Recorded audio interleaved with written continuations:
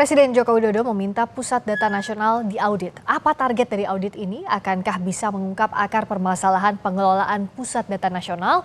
Kita bahas bersama tenaga ahli utama Kantor Staf Kepresidenan, Ali Mokhtar Ngabalin, dan anggota Komisi 1 DPR, Sukamta. Selamat malam, Bang Ali, Mas Sukamta.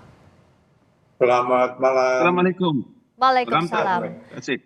Saya ke Bang Ali dulu, karena waktu habis rapat Menkominfo juga Kepala BSSN tidak mau memberikan keterangan. Saya tanya ke Bang Ali aja deh sekarang. Jadi sebenarnya apa arahan persis dari Presiden soal permasalahan PDNS, terutama soal auditnya? Ya, terima kasih ya. Jadi terkait dengan Pusat Data Nasional yang kita tahu semua keadaan dan kondisinya pada hari ini, sehingga tentu saja bagi pemerintah dan Bapak Presiden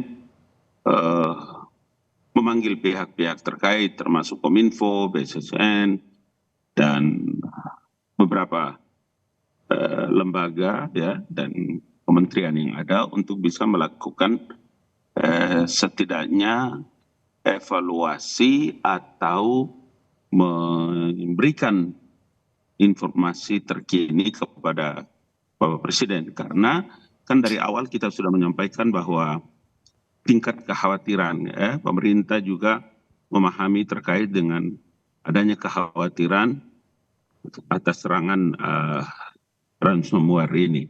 Karena itulah memang diharapkan agar baik dari Kominfo, kemudian BSSN sendiri, dan lain-lainnya agar bisa mengupdate langkah-langkah yang sudah dilakukan. Karena betul-betul kita sadar bahwa serangan ini mengakibatkan banyak sekali layanan publik itu yang terganggu. Itu sebabnya pada waktu kemarin alhamdulillah saya ada, dan dengan demikian harapkan agar ini bisa lebih cepat dalam pemulihan yang dilakukan oleh teman-teman di kementerian lembaga yang terkait dengan Pusat Data Nasional ini. Ya, kalau Mas Sukamta melihatnya audit ini urgensinya apakah untuk melihat indikasi dugaan penyimpangan ataupun kelalaian dalam pengelolaan PDN atau seperti apa? Ditambah juga kan DPR sudah mengadakan rapat kerja, sudah mencecar juga pihak Menkominfo maupun BSSN di sana. Iya, terima kasih Mbak. Saya pengen tanya ke Pak Ali Mokhtar ya. Silakan. Ini Pak Ali, ini kira-kira Pak Presiden ini paham nggak magnitude dari bencana ini? Seberapa besar dampaknya Pak Presiden sadar? Pasti Mas. Pasti loh Mas, karena satu saja yang paling besar itu adalah pelayanan, itu kan yang paling sangat menonjol itu kan sementara yang kita tahu di publik itu adalah imigrasi.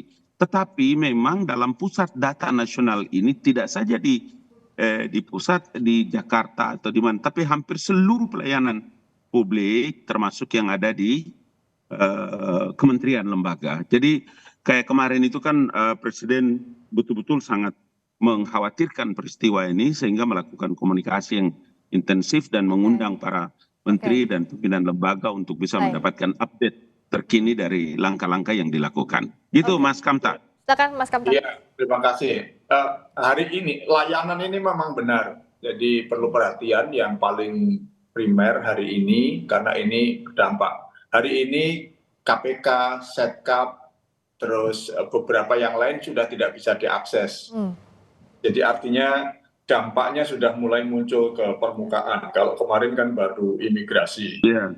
Pajak juga nggak bisa, Dirjen Pajak juga nggak bisa lagi. Jadi layanan sudah susah. Tetapi sebetulnya ada yang lebih fundamental dari itu. Jadi itu berasal dari pertanyaan begini, kenapa sih yang diserang PDN? Karena PDN ini ibarat brankas yang di dalamnya itu ada emas batangan, jumlahnya tidak terhingga, yang di dalamnya juga ada berlian 100 karat.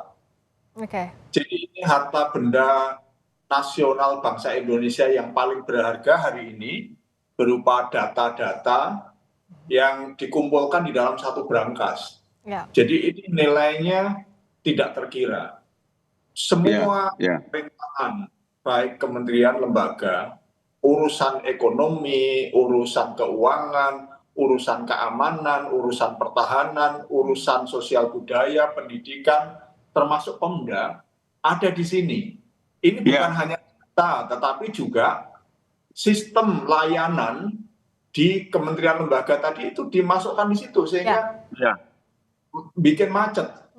Jadi kalau ini kemarin beberapa baik Menteri Kominfo maupun Kepala BSSN mengatakan data itu masih berada di dalam, hanya dikunci, belum di-copy, dan seterusnya. Tetapi kemarin ketika saya tunjukkan bahwa data-data dari BAIS, dari Polri, dari kesehatan, kemudian ada beberapa termasuk data-data guru di Jogja, itu ternyata sudah ditawarkan di dark web sebagai sampel, bisa di-download secara gratis. Artinya data itu sudah keluar. Saya tidak tahu berapa volume yang sudah berhasil di-copy, tetapi kalau data-data sangat strategis, data vital strategis nasional ini jatuh ke tangan pihak lain atau negara lain, itu artinya sebetulnya kita ini sedang mengalami perang cyber, dan kita sudah kompromis gitu loh. Kita nyerah, kita seluruh instalasi strategis kita sudah diambil alih datanya, dikendalikan oleh musuh. Sudah 7 hari, banyak hal yang bisa dikerjakan oleh musuh, oleh lawan gitu. Nah, apakah Pak Presiden memahami magnitudenya ini?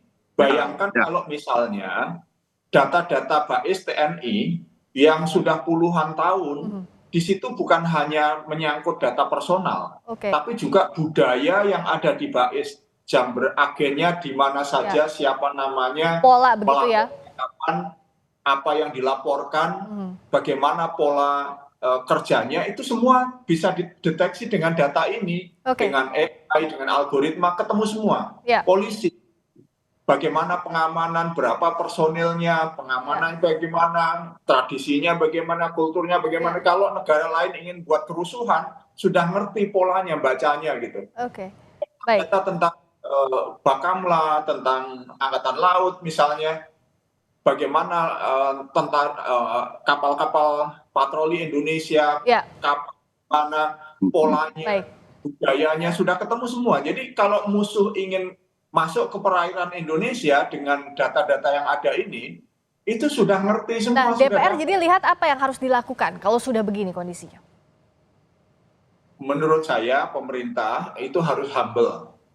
Harus humble, akui bahwa memang ada masalah, komunikasikan dengan transparan walaupun tidak semua dibuka, tetapi jelaskan kepada publik bahwa kita memang mendapat serangan, kita melakukan ini. Nah, rakyat sabar, kami mohon maaf kepada rakyat Indonesia atas ketidakmampuan kami melindungi data seluruh kepentingan bangsa Indonesia, kementerian, lembaga, pemerintah daerah, semua jatuh ke tangan hacker.